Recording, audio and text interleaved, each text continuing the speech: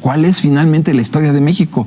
Si tenemos 6 diferentes libros de texto. Yo por eso pero además si comparas el primero de Martínez Guzmán con este, es una auténtica vergüenza lo que le están enseñando a los niños en las escuelas. Es mejor el de Martín Luis Guzmán. Pero por mucho. Mira, qué interesante. Pero por mucho, no creas que es ahí se explica lo que sucedió, se explica el movimiento liberal, se explica la Convención de Aguascalientes, se explica los tratados MacLean Ocampo y los tratados Muna Almonte, se explica la historia de México. Aquí no. Aquí le encargaron a un conjunto de burócratas que politizaran la historia de México para beneficiar al clero y tal vez también a la propia... Danos ejemplos que supongo pones en el libro México Engañado. Bueno, a mí me hubiera encantado que contaran cómo se financió la Guerra de Reforma, que fue financiada con las limosnas pagadas por el clero mexicano. De parte de los conservadores. De parte de los conservadores. Me hubiera encantado que hablaran de, ¿qué te voy a decir? Del plan de Iguala, del plan de Zacapoaxtla, todos aquellos planes financiados por el clero católico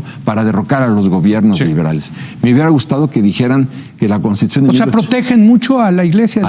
Sí. Yo creo, y estoy obviamente hablando en este momento como novelista, pero pienso al haber leído el libro, porque lo puse en 2 columnas, dice y debe decir que el libro lo podían haber escrito en los sótanos de la Catedral de México. Así de plano. Así de plano. Por ejemplo, me hubiera gustado que dijeran que el clero derogó la Constitución de 1824 y derrocó al gobierno de Gómez Farías. Porque no estaban de acuerdo con lo que decía. El clero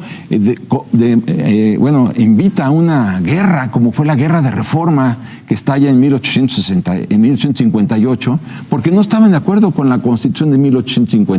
Correcto. Después, en 1917, convocan a una rebelión como la Rebelión Cristera, porque tampoco estaban de acuerdo con la... O sea, el clero católico ha estado siempre en contra de los movimientos liberadores más importantes de nuestro país. Estuvieron en contra durante todo el siglo, durante los 300 años, y sobre todo en el siglo XVIII, XIX, estuvieron en contra de las ideas de la Ilustración, del enciclopedismo, de los derechos universales del hombre, de la Revolución Francesa. Estuvo prohibida la Biblia durante 200 años. Perseguían a quien pensara peligroso. El clero católico, lo dice Lucas Alemán, era propietario del 52% de la propiedad inmobiliaria del país. Claro. Tenían cárceles privadas, tenían policías. Era el Estado. El Estado, en realidad, en México no existía. Existía la Iglesia, y la gran revolución liberal fue eso, ¿no? Hacer un verdadero Estado que fuera contrapeso a esa Iglesia. Entonces hago un comparativo con el clero protestante de los Estados Unidos, que nunca tuvieron que sacudirse a instituciones que tenían, como el clero católico, 6 veces más presupuesto, Leo, que lo que tenía el gobierno federal. 6 veces más presupuesto. Tenían los bienes de manos muertas, que eran territorios abandonados. Es precisamente lo que trabaja Juárez. Son las cosas que tendríamos que haber dicho, que se tienen que decir en el libro de texto. Y déjame preguntarte, primero que nada, la visita del Papa Francisco. ¿Cómo viste a los políticos entregados a los pies de la Iglesia Católica? Bueno, digo que yo creo que como liberal que soy, cada quien tiene el derecho, desde luego, de creer en lo que quiera, pero la religión creo que es un asunto privado. O sea, el problema es cuando se pasa a lo público. Y además hay disposiciones legales que así lo establecen. Yo creo que hay que separarlo, pero sin embargo, pues se violaban las disposiciones legales. Cuando yo veía vimos a un presidente de la República como Fox besando el anillo del Papa. Eso ya había pasado. Eso ya había pasado. Y ahora gobernadores que besaban las manos del Papa. Pues es que dicen, no, es que es el Santo Padre, Santísimo Padre. Y yo digo, si es un hombre que lo eligieron en los cardenales, 600 cardenales, no veo por qué decirle Santísimo ni su santidad, ¿no? Yo creo que es que dicen, entonces viene como pastor de la Iglesia, pero también con doble cachucha porque es jefe del Estado del Vaticano. Sí, y le abren el Palacio Nacional. ¿No? Pero lo que vino es a un roadshow.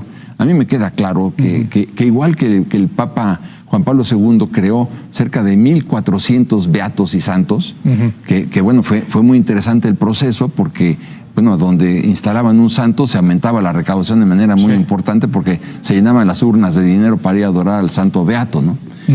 Pero aquí también, no sé si supiste esta coyuntura donde en el Vaticano vieron la gran cantidad de solicitudes que había para la beatificación de diferentes personajes, y entonces si tú querías que en tu pueblo se beatificara, le tenías que dar dinero por afuera a aquellos que estaban organizando precisamente los procesos de beatificación. Sí, el Papa Francisco ya mandó a hacer una investigación al respecto, ¿no? De dineros ahí muy raros que se utilizaron en todos estos procesos. Entonces, ¿no? Para mí, pues, si tú me dijeras que vino el Papa a hablar de los pederastas para condenarlos, pues esa parte no la vimos. No, pues no. No la vimos ni creo que la veremos, ¿no? Entonces. Ahora, tú has sido muy vocal en tus críticas a la Iglesia Católica, pero cada vez quedan menos mexicanos que están dispuestos a públicamente tocar estos temas que son políticamente muy espinosos, ¿no? Pues es que tú estás viendo, a ver. ¿No te ha costado a ti en lo personal? Sí me ha costado y recibo muchas amenazas y muchos. Sí, de plano. Sí, amenazas. Sí. Bueno, hace poco que fui a la Universidad de Chihuahua me mandaron un correo, me dijeron, va usted, fíjate nada más lo que me dijeron, Leo, va usted a llegar y se va a bajar del avión a pie, pero le juro por Dios santo que lo vamos a regresar en un cajón. Ah, caray. Sí, son,